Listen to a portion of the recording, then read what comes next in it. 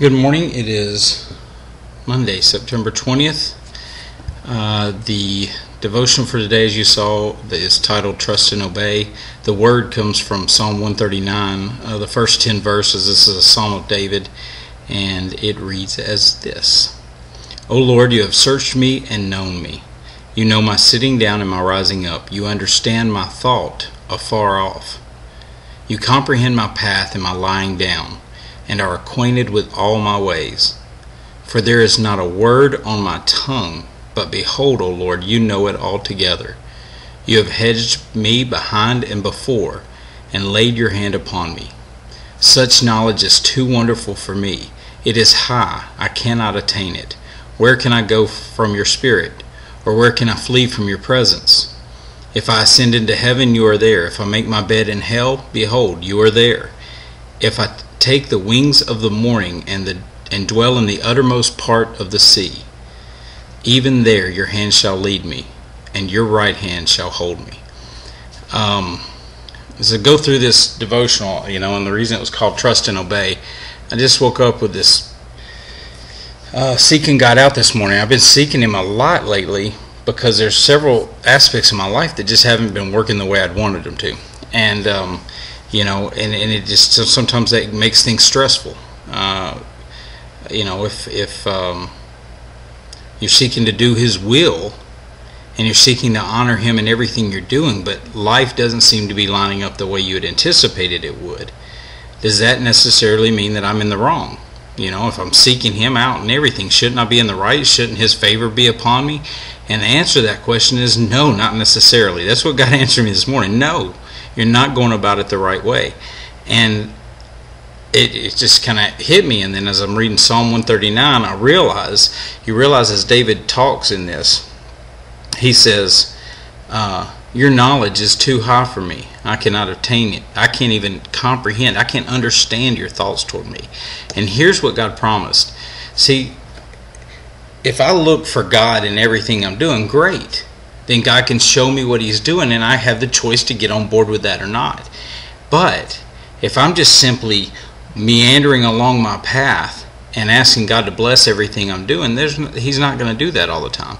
He wants me to walk in obedience to Him and to His calling. I don't have to understand everything that's going on in my life. I can endure that frustration and that difficulty because I know that His thoughts are more than mine. You think about all these different aspects to this verse right here, or these 10 verses, that the fact that He knows us so well that even before we utter a word out of our mouth, He already knows what we're going to speak. I mean, that's who God is compared to who we are. Sometimes I don't even know what's coming out of my own mouth. You just want to take it right back as soon as it comes out. But God knows it even before it leaves our lips. And so, in my heritage of churchianity and how I've heard these pastors teach over and over again, that would scare the poop out of me if I just thought, when I think about that, oh my gosh, here I am, everything that I'm doing, God knows even before I do it, and I've made a lot of big mistakes. You think, how bad is that? But the reality is, that's coming from man's perspective. The reality, if I take a step out and look through His eyes of grace, His grace upon me, then I realize how beautiful that is, that He loves me even in spite of myself. Because see, He's committed to loving me. He loves me regardless of the many mistakes I make. He loves me regardless of how the words I may speak that are mean or hurtful or ill-intentioned toward others. That He loves me anyway. How beautiful is that He would love me in spite of myself. And that's because He's made you and I to be beautiful creations, to enjoy Him to the fullest. The reason that I entitled this Trust and Obey, my grandmother used to sing hymn, and I used to sing it as a child. Trust and obey, for there's no other way to be happy in Jesus than to trust and obey. So we have to trust God with the things that's going on in our life. Trust that they're going to work out to our benefit, even when we don't get it. And then we have to press into Him and see what He's doing and obey Him. As He calls us into a new direction, as He calls us to lose some of the distractions that may be pulling us down, then we have to trust that, obey, and in that obedience is going to become a blessing that you and I can't even comprehend right now. That's the reason he hasn't shown it to you. It's not because he wants to withhold something from you and it's some mystery, but you can't even, I can't comprehend what God's got on the other side of this threshold for me. And so right now, he's going to give me enough grace to view what he's doing, to get on board with it. And if I choose to do that, if I choose to remain present in the here and now with him and watch what the Father was doing. See, Jesus, this is one of those aspects of Jesus that I love. He didn't even know what the Father was doing at all times. Right? When he was praying right before the crucifixion, he said, Lord, I don't want to do it this way. If there's any way this cup could pass before me, pass away from me and not have to drink of this cup of death and separation from you, I'll pray that it could happen. Nevertheless, not my will, but your will be done. That's supposed to be our hearts.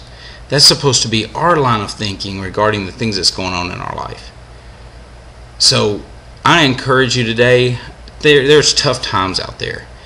Unemployment's up, suicide rates are up, all kinds of crazy stuff.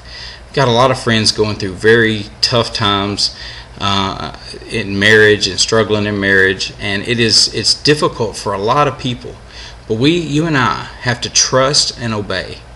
We can't be like, we're a generation, I'm a generation of the 80s, right? So instead of that, trust and obey him, we're more along the lines of the whole Janet Jackson, what have you done for me lately? That I want to know what you've done for me. Have you done any of this stuff for me?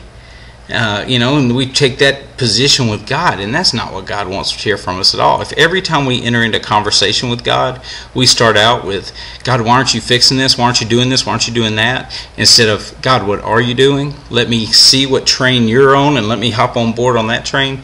Then we'll see the beauty of our days. We'll see the beauty, we'll see the work of God's hands in and through us, and that is a beautiful experience.